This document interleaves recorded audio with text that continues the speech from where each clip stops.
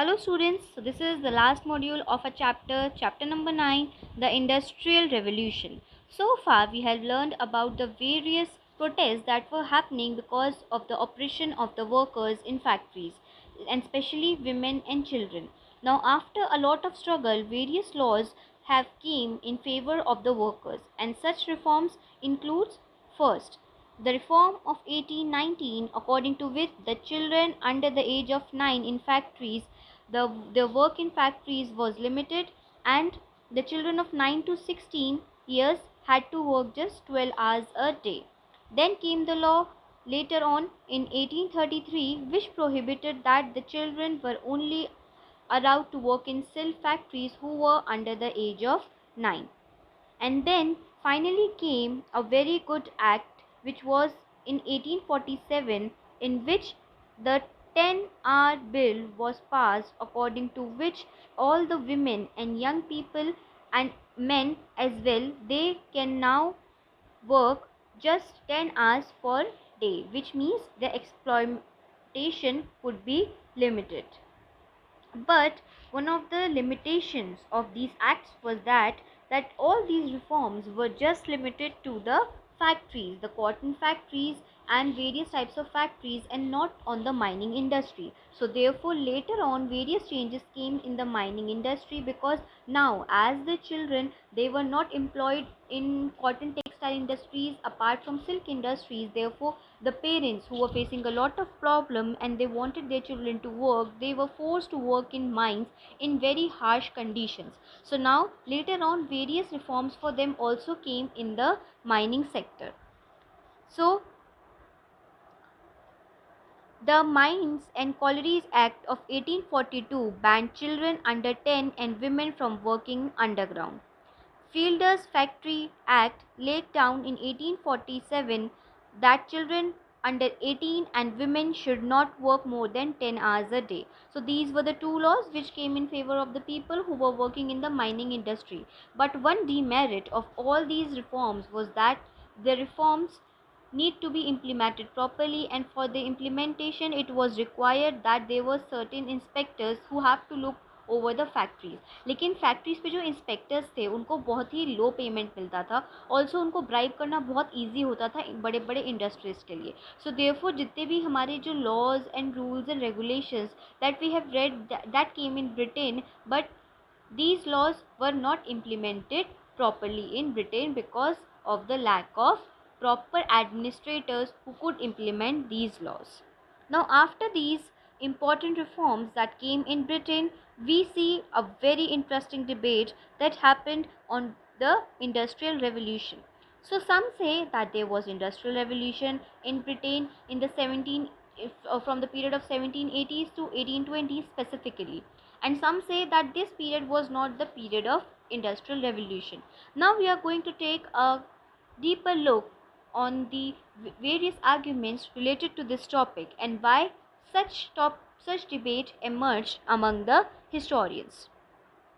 So first of all, this debate is all about whether Britain from 1780s to 1920s was in the phase of Industrial Revolution or not. So first argument is that revolution means that there should be a sudden change, एकदम से चीज़ें change होनी चाहिए. लेकिन जब हम Britain का industrial revolution देखते हैं वो बहुत ही स्लो था, बहुत ही ग्रेजुअल था. तो इसीलिए उस चीज़ को we can not say that it was a revolution, because पूरा टाइम था वहाँ पे वर्कर्स को फैक्ट्री में काम करने के लिए और पूरा मोनेटाइजेशन इकोनॉमी में लाने के लिए. So it was a slow change rather than a sudden change. So therefore according to some historians हम इस फेज को इंडस्ट्रियल रेवोल्यूशन से डिनोट नहीं कर सकते. अकॉर्डिंग टू सम पीपल दूसरा आर्ग्यूमेंट ये है कि 19th सेंचुरी से पहले तक ब्रिटेन के कुछ ही पार्ट्स थे जहाँ पे इंडस्ट्रियल चेंजेस हो रहे थे, जहाँ पे फैक्ट्रीज आ रही थी. So in England there was regionally, like around the cities of London, Manchester, Birmingham or Newcastle, there were more and more factories coming up in these areas rather than throughout the country. So how can you denote whole country having the industrial revolution when the revolution actually occurred only in some parts of the country? Now there is a other argument as well. Some say that the impressive cotton growth of cotton textile and everything was because the raw material was coming from where? It was coming from India. So जो जितना भी production था, जितनी भी सारी चीज़ें happening in England, they were basically a product of what? It was because the raw material, the major thing they have imported from India, and non-metallic machinery and few links to other branches of industry as well. Metallic machinery and steam power was rare until much later in the 19th century, as we have read earlier also कि पहले हमारे जो experiments हैं they have came, but उनका application कब से start हुआ? This is important. So although there were certain changes coming in the cotton industry, and especially we have read about iron industry, steam power, but these changes were implemented later in the 19th century and not in the period of 1780s to 1820s.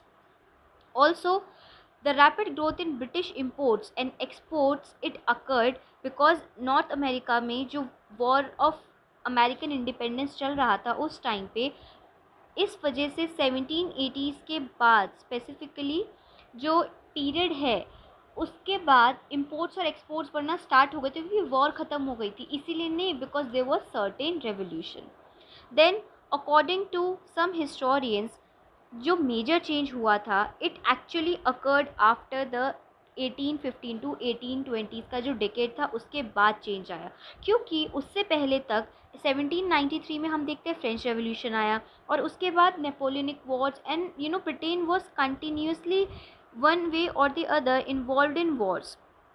So therefore जितना भी उनका capital formation हो रहा था इस time पे, वो basically किस लिए था? So that they can efficiently use the resources in the wars. So when the Britain was involved in war with other countries as well, so it was not possible for it to increase its capital formation, और इसलिए जो capital formation शुरू हुई थी वो basically कब हुई थी? 1820 से steadily grow करना start हुई थी, जब जो investment है वो new machinery and efficient use of machinery में ज़्यादा किया गया था. Also, the cotton, iron and engineering industries had accounted for less than half of the industrial output until the 1840s, which means 1840s तक आधा industrial output, आधे से भी कम industrial output cotton और iron industries contribute करते थे, which is not more. So we cannot say that the period from 1780s to 1820s should be considered as a period of the industrial revolution. Now, the question arises is that why after 1815 only we can say that there was a rapid industrial growth in England. 1815 के बाद से ही हम क्यों बोलते हैं? So as we have discussed earlier कि Britain हमेशा से कहाँ था? It was involved with the Wars, तो उसके पास दो चॉइसेस थी, या तो वो अपनी इंडस्ट्रियलाइजेशन इंक्रीज़ करे या फिर वॉर के लिए जितना भी सारा एक्सपेंडिचर है उस पर ध्यान दे, और obviously because it was on war, so इसलिए वॉर पर ज़्यादा एक्सपेंडिचर हमेशा से होता था. So North America and India, and it may have possibly failed with one. Britain was at war for 36 out of 60 years from 1760. As much as 35% of the cost of the war was met by taxing people's income. Workers were transferred out of factories and farms to the army. So therefore जितने भी उस time पे prices थे food के वो बहुत ज़्यादा बढ़े, बहुत ज़्यादा क्राइसिस हो गया था, वर्कर्स को ज़बरदस्ती फोर्स रिक्रूटमेंट किया जा रहा था उनका कि they have to go and fight for the nation. So therefore जब 1820s के बाद जब वॉर कम होने लगी तब we see that the workers were involved in factories, and later on in the 1840s and 1850s industrialization growth काफ़ी ज़्यादा Britain में देखने को मिलता है. So therefore the word industrial used with the word revolution is too limited. इसकी काफ़ी सारी limitations हैं. जब हम industrial revolution as a whole world हम एक period को denote करने के लिए use करते हैं ब्रिटेन में. The transformation extended beyond the economic or industrial sphere and into society and gave prominence to two classes. The bourgeois class, which is the middle class, the rising middle class, and the new class of proletariat laborers in towns and in the countryside. So proletariat laborer means the working class. तो अगर हम पूरे industrial revolution को देखें तो उसमें हमें दो क्लासेस दिखती है. bourgeois class, which is the growing middle class, जिन्होंने फैक्ट्रीज वगैरह establish करी हैं, those who are the big industrialists now, the traders, the merchants, and the other class is of the proletariat who were the working class. So therefore एक exhibition लगी थी 1815 में crystal palace में London में, जिसमें कि ब्रिटिश इंडस्ट्री के सारे अचीवमेंट्स को दिखाया गया कि अब तक उन्होंने कितना अचीव किया है। बट उस टाइम पे जो चीज़ देखते कि half of the population, which means 1850s तक हाफ ऑफ द पॉपुलेशन थी वो टाउन में थी, और आधी पॉपुलेशन थी वो अभी भी अपने रूरल एरियाज़ में सिचुएटेड थी। बट 1850s के बाद जो अर्बन एरियाज़ में जो लोग रहना स्टार्ट करा था जिन्होंने, अब वो ड्रास्टिकली इंक्रीज हो रहा था। Only 20% of the Britain's work force now lived in rural areas. This was a far more rapid rate of industrialization than it has been witnessed in the other European countries.